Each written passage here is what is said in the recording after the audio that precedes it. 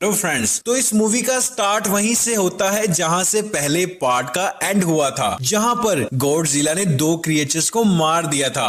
अब इस किस्से को गुजरे 5 साल गुजर चुके थे। अब हम एक लेडी को देखते हैं जिसका नेम ईमा था और उसकी एक बेटी भी थी। वो लेडी एक ऐसी ऑर्गेनाइजेशन के साथ काम कर रही थी जिसका मकसद उन्हीं क्रिएचर्स को ढूंढना था। इनका घर एक जंगल में था कि तभी इनके पास एक धमाका होता है और वो लेडी उसी ऑर्गेनाइजेशन में आ जाती है और वहां उसे पता चलता है कि एक क्रिएचर ने फिर से इस दुनिया में कदम रखा है। फिर वो उसी ऑर्गेनाइजेशन में चले जाते हैं जहां वो एक क्रिएचर को देखते हैं जो कि अभी अभी पैदा हुआ था। जैसे ही वो अपने आसपास इतने सारे लोगों को देखता है तो वो घबरा जाता है और उन पर अटैक करने लगता है। तभी ईमा अपने पास पड़े हुए डिवाइस को एक्टिवेट करती है जिससे उस क्रिएचर्स के गुस्से को कंट्रोल किया जा सकता था। दरअसल वो डिवाइस आसपास की फ्रीक्वेंसी को कम कर देता है जिसकी वजह से क्रिएचर्स का गुस्सा कम हो जाता है। लेकिन तभी वहां एक आदमी जिसका नेम एलन था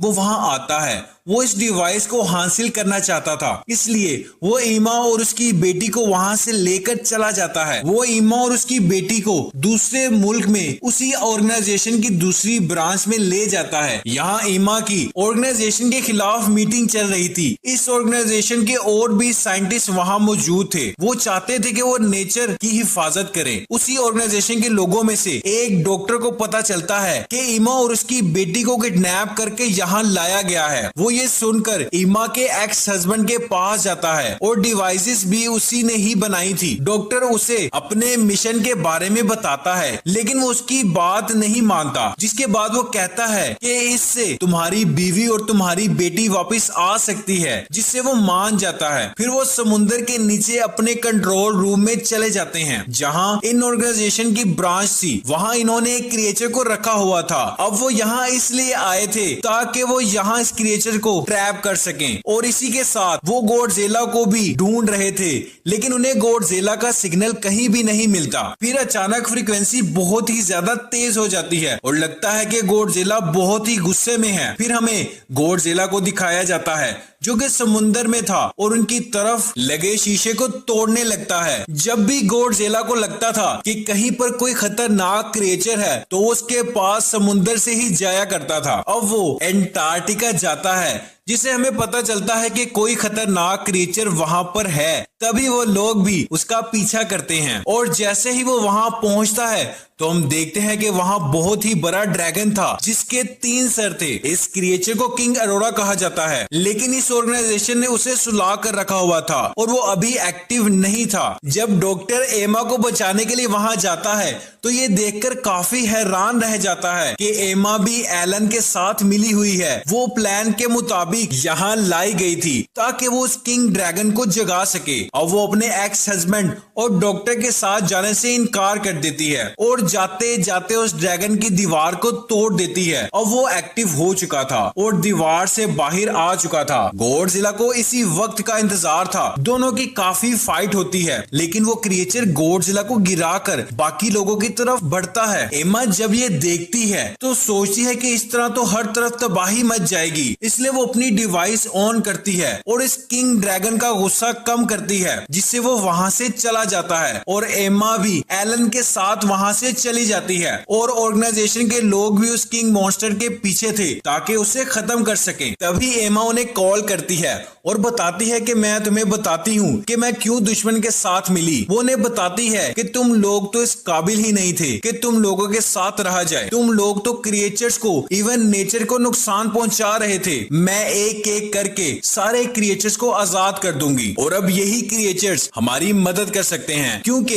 इनकी बॉडी में रेडिएशन है और जहां जहां ये जाएंगे ये अपनी रेडिएशन से उस जगह को ठीक कर देंगे। ऑर्गेनाइजेशन के लोग कहते हैं कि ये तो इंसानों को मारना चाहते हैं, तो तुम कैसे इन्हें अपना साथी समझती हो। तो वो कहती है कि तुम गलत हो, हम सदियों से एक साथ रहे हैं, सब कुछ ठीक था, हम उन्हें कुछ ना कहते तो वो भी हमें कुछ ना कहते और अब तुम लोगों ने इनके साथ बुरा किया और अब ये तुम लोगों के साथ अच्छे बन जाएं और अपनी हिफाजत ना करें, और वो कहती है कि मैं इन्हें आजाद करके ही छोड़ूंगी। इसके साथ वो कॉल कट कर देती है। अब इमा बाकी के क्रिएचर्स को आजाद करने के मिशन पर निकल जाती है। सब लोग बहुत परेशान थे कि अगर ये इसी तरह करती रही तो हमारे लिए बहुत मुश्किल हो जाएगी। फिर एमा एक और क्रिएचर को आजाद कर देती है जो कि वोल्केनो में से निकलता है, और उस वोल्केनो के पास बहुत से लोग थे। एमा इंसानों के बारे में बिल्कुल नहीं सोचती और वो उस क्रिएचर को आजाद कर देती है।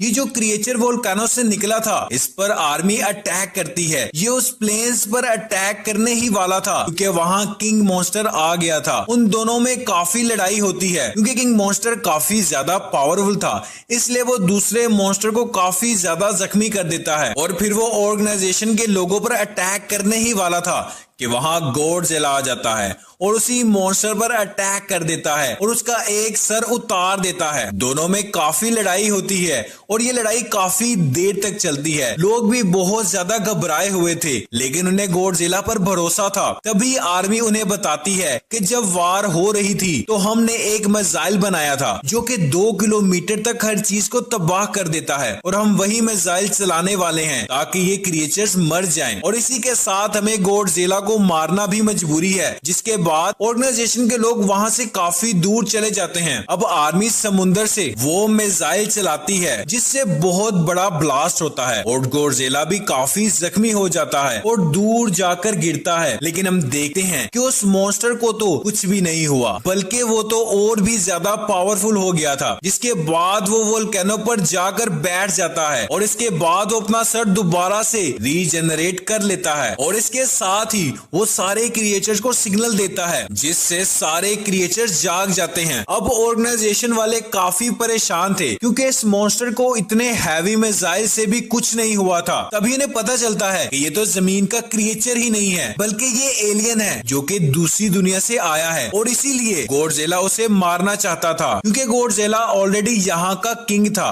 अब वो लोग भी उसका पीछा करते करते समुंदर के नीचे चले जाते हैं। समुंदर के बहुत नीचे आकर वो देखते हैं कि समुंदर में बहुत सी पिक्चर्स हैं, जिससे हमें पता चलता है कि पहले ये क्रिएचर्स गॉडजिला और इंसान सदियों से एक साथ रहते थे। ये जगह गॉडजिला की थी। मिसाइल के बाद वो खुद को रिकवर करने के लिए इस जगह पर आ गया था क्योंकि रेडिएशन इनके जख्मों को ठीक कर देती थी, इसलिए वो इस जगह पर आया था। तभी डॉक्टर कुछ न्यूक्लियर मिसाइल लेकर गॉडजिला के पास आ जाता है। इतने में इनकी बाकी की टीम वहां से निकल जाती है। तभी वहां बहुत बड़ा ब्लास्ट होता है जिसमें वो डॉक्टर मारा जाता है, लेकिन गॉडजिला बिल्कुल ठीक हो चुका था और उसमें पहले से काफी ज्यादा पावर्स आ गई थी। इसी के साथ एमा उस डिवाइस को स्पीकर के साथ कनेक्ट कर देती है ताकि आसपास जितने भी क्रिएचर्स हैं वो सुकून में आ जाएं। लेकिन मॉन्स्टर किंग का इस पर असर नहीं होता और वो एमा पर अटैक करने ही वाला था कि वहां गॉडजिला आ जाता है और इनके दरमियान फाइट होती है। लेकिन गॉडजिला अभी भी इतना पावरफुल नहीं था